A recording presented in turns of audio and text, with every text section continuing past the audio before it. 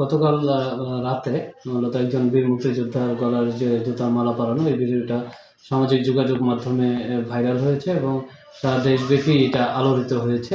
এটা শুধু সারা দেশের মানুষকে না, আমাদের কুমিল্লা জেলা পুলিশকেও মর্মাহত করেছে। আমরা কুমিল্লা জেলা পুলিশ এই বিষয়টা জানার সাথে সাথেই আমরা যে ভুক্তভোগী মুক্তিযোদ্ধার সাথে যোগাযোগের চেষ্টা করি। তিনি মানসিক এবং শারীরিকভাবে অসুস্থ থাকায় তিনি আমাদের সাথে তখন ওইভাবে কথা বলার ওনার সাথে কথা বলার সুযোগ হয়নি। তারপরেও যেহেতু এটা দেশব্যাপী যে আলোড়িত ঘটনা এবং নিন্দনীয় একটি ঘটনা, এই ঘটনার সাথে সাথেই আমাদের যে টিম আছে যারা এই ঘটনার সাথে জড়িত তাদের আটকের জন্য আমরা অভিযান শুরু করি এবং রাত থেকেই আমাদের অভিযান রাতের শেষ ভাগ থেকে আমাদের মূলত অভিযানটা আমরা শুরু করেছি। আমাদের টিম এখনো বাইরে আছে, আমাদের অভিযান এখনো চলমান রয়েছে। এখানে উল্লেখ্য যে এখনো আমরা কোনো ধরনের অভিযোগ পাইনি, তবে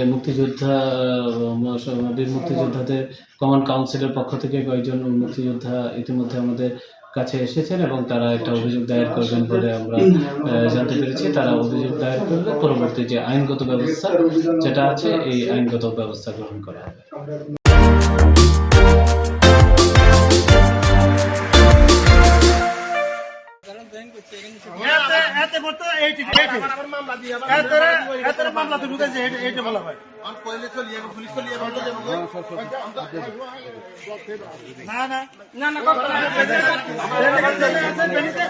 আপনি এই যে গত 10 বছর যেখানে ছিলেন 8 বছর ওখানে দেখবেন আওয়ামী লীগের আমলে তো আপনি ছিলেন না।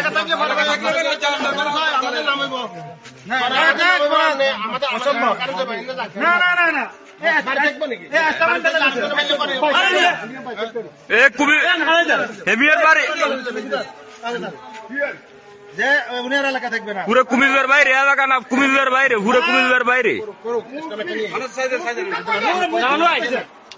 আপনি পোলা বানের না না, পুরো কুমিল্লার বাইরে, একদম কুমিল্লা আউট, কোন এলাকা না, কুমিল্লা আউট।